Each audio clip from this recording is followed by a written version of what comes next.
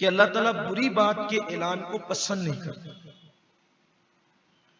کہ کوئی بھی بری بات ہو اس کا چرچا، اس کا اعلان اللہ تعالیٰ پسند نہیں کرتا۔ جیسے مثال کے طور پہ آپ کسی کا عیب بیان کریں تو اللہ پسند نہیں کرتا اسے۔ اسی میں وہ بھی آ گیا کہ اگر آپ کسی کے گھر کھانا کھانے کے لیے جائیں اور وہاں کوئی ایسی چیز دیکھیں جو آپ کو ناگوار تھی تو آپ دوسرے سے شیئر نہ کریں۔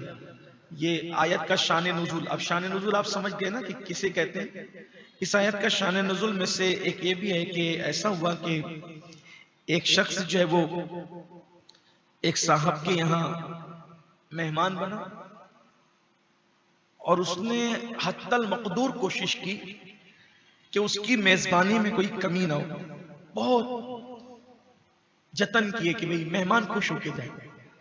لیکن جب وہ نکلا تو شکایت کرتے ہوئے نکلا تو یہ آیت نازل ہوئی کہ اللہ برائی کے اعلان کو پسند نہیں کرتا۔ ایسے جیسے آج ہمارے ہاں بھی ایک ماحول ہے، شادیوں میں جائیں گے تو پیٹ بھر کے کھا کے آئیں گے کہ ڈکار پہ ڈکار لے رہے ہوں گے، لیکن رستے میں آتے آتے بولیں گے نمک کم کر دی سرا، تو مرچیاں زیادہ ڈال دی سرا۔ یہ ہمارا حال، سوچیں نا کہ اس کے دل پہ کیا گزرتی ہے جو بندہ اتنے جتن کرتا ہے۔ اللہ کے رسول علیہ السلام نے پوری زندگی کبھی کسی کھانے میں عیب نہیں نکالا۔ اگر کھانا پسند آیا تو خوب تعریف کرتے ہوئے کھا لیا، اور اگر پسند نہیں آیا تو چند لقمے لے کر چھوڑ دیا۔ تو یہ بھی دیکھو قرآن ہمیں یہ بھی سکھا رہا ہے، یعنی صرف نماز روزہ حج و زکوٰۃ کا تذکرہ نہیں ہے، قرآن یہ بھی سکھا رہا ہے کہ کسی گھر مہمان بن کر کے جاؤ اور کوئی چیز ناگوار ہو تو اس کا تذکرہ کرتے چلاتے مت پھرا کرو کہ یہ ہوا یہ ہوا۔ ان کے گھر گئے تھے تو بدبو آ رہی تھی اور پھٹے پرانے کپڑوں میں ان کی عورتیں تھیں، ان کے بچے تو چڈی پہن کے گھوم رہے تھے۔ آپ یہ سب نہ کریں، اللہ اس کو پسند نہیں کرتا۔ اسی میں اور ایک چیز آ گئی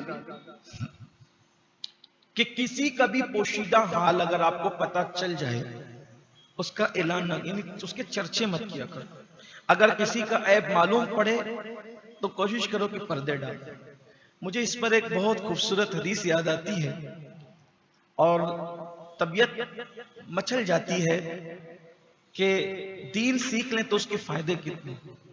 حدیث پاک کا مفہوم ہے کہ جب تک تم لوگوں کے عیب پہ پردے ڈالو گے اس وقت تک اللہ تمہارے عیبوں پہ پردے ڈالیں گے، اور اگر تم نے لوگوں کے عیب بیان کرنا شروع کیے تو تم اپنی طاقت کے مطابق لوگوں کے عیب بیان کرو گے، لیکن پھر اللہ اپنی شان کے مطابق تمہارے عیبوں کو پھیلا دے گا، تم ذلیل ہو جاؤ گے۔ جو اصل حدیث پاک کا مفہوم بیان کرنا تھا وہ یہ ہے کہ اللہ سب کا حساب لے گا تو اوپن لے گا۔ بھئی وہ اللہ ہے، جس کا حساب لے گا تو اوپن لے گا، سب پورا مجمع ہوگا،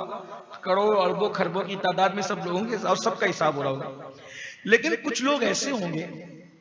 جن کا حساب اللہ اوپن نہیں لے گا بلکہ اللہ پردے ڈال کر سب سے چھپا کے لے گا۔ ایک بندہ آئے گا، اللہ اس کے گناہوں کا دفتر رکھے گا، فرمائے گا تو نے یہ عمل کیا، یہ گناہ تو نے کیا، برائی کی، تو وہ شرمائے گا کہ ہاں کیسے کہوں، ہاں کہتا ہوں تو اتنے سب لوگ دیکھ رہے ہیں، اور نہ بھی نہیں کہہ سکتا کیونکہ اگر نہ کہوں تو یہ تو اللہ ہے، عالم الغیب والشہادہ علیم بذات الصدور ہے، یہ تو دل کے خیالات بھی سب جانتے ہیں، اسے سب پتہ ہے، تو ہاں نہیں کہہ سکتا، نہ بھی نہیں کہہ سکتا، نہ کہوں تو اللہ ہے، ہاں کہوں تو پبلک ہے۔ تو اللہ فرمائے گا کہ تو ڈر مت، دیکھ تجھے کوئی نہیں دیکھ رہا ہے، تو جب وہ ادھر ادھر دیکھے گا تو کوئی ہوگا نہیں، پردے ڈالے ہوئے، تو بندہ پوچھے گا کہ میرے لیے یہ کیوں، سب کا حساب تو اوپن ہوا سب کے سامنے، لیکن میرا حساب پردے میں کیوں؟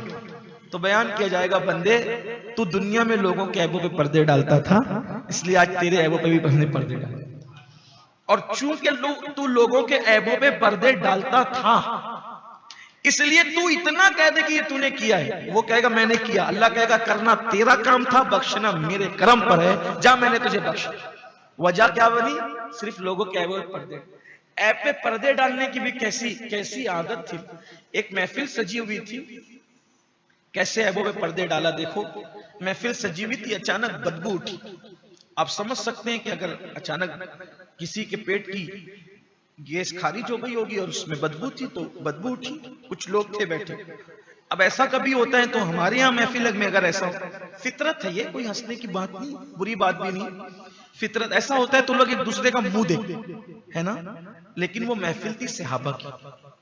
اور بدبو اٹھی تو جو درس دے رہے تھے صحابی انہوں نے کہا ہم سب مل کے چلو وضو کر لیں۔ کسی ایک کا وضو ٹوٹا اور استاد کیا کہہ رہا ہے؟ استاد یہ نہیں کہہ رہے جس کا وضو ٹوٹا جاؤ وضو کر کے آؤ، نہ کیا کہہ رہے ہیں؟ چلو ہم سب مل کر وضو کر لیتے ہیں۔ کیوں؟ اس لیے کہ اگر وہ اٹھ کر کے جائے گا، اب بے وضو تو وہ درس لے گا نہیں، اگر وہ اٹھ کر جاتا ہے تو مطلب اس کا عیب ظاہر ہو جائے گا کہ یہ بدبو اسی کی وجہ سے پھیلی، تو اس کے عیب پہ پردہ پڑ جائے، اس لیے کہا استاد نے کہ چلو ہم سب مل کر وضو کر لیں۔ یہ انداز تھا اور یہ تعلیم اسلام ہے، اور میں سمجھتا ہوں کہ شاید ہمارے یہاں یہ چیز کا آپ تصور نہیں کر سکتے، بلکہ خود بدبو پھیلا کے اوروں پہ الزام ڈال دے گا کہ بے وضو ہی بیٹھا رہے گا، بولے کہ تو وضو تو تیرا ٹوٹا میرا تو نہیں۔ یہ حالات، خوف نکل گیا دل سے، اصل دین سے دور ہو گئے، تو اللہ تعالیٰ پسند نہیں کرتا۔ لیکن ہاں پھر کچھ لوگوں کے لیے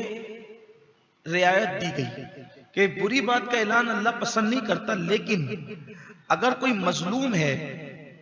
تو مظلوم کے لیے اجازت ہے۔ جیسے مثال کے طور پہ کسی نے کسی کا مال چھین لیا، تب یہ اس کو پابند نہیں کر سکتے کہ وہ پولیس میں بھی کمپلین نہ کرے، جج کو بھی نہ بتائے، قاضی کو بھی نہ بتائے، لوگوں کو بھی نہ کہ بھئی چلو اب بہت پردہ ڈال دیں، نہیں، اس کا مال چھینا گیا، وہ مظلوم ہے تو اس کو اجازت دی گئی کہ وہ لوگوں کو بتائے کہ اس نے میرا مال چھینا ہے، مجھے دلا کر دو، میرا مال چوری کیا، مجھے دلا کر، میرے پیسے چھین لیے، یعنی اس کے لیے اسلام نے اجازت دی ہے۔ کیونکہ اگر اسلام اس پر بھی پابند کر دیتا کہ یہ بات نہیں کر سکتے، تب تو چوروں کی تو ہمت کھل جائے گی، ڈاکوؤں کی تو ہمت کھل جائے گی۔ تو اسلام مظلوموں پر مزید ظلم نہیں کرنا چاہتا، اسلام تو ظلم کا مذہب ہے ہی نہیں، وہ ظالموں کو کیفر کردار تک پہنچانا چاہتا ہے کہ عام حالات میں پردے ڈالے جائیں گے، لیکن اگر کوئی کسی پہ ظلم کرے گا تو وہ مظلوم کو اجازت ہوگی کہ وہ مظلوم اپنا حق لینے کے لیے لوگوں تک فریاد کرے اور بتائے کہ اس نے ایسا۔ ناظرین اکرام، اسی طرح کے اور واقعات اور بیانات سننے کے لیے چینل کو سبسکرائب کریں، بیل آئیکن کو دبائیں تاکہ اگلے آنے والے ویڈیو کا نوٹیفیکیشن ترنت آپ کے پاس پہنچ جائے۔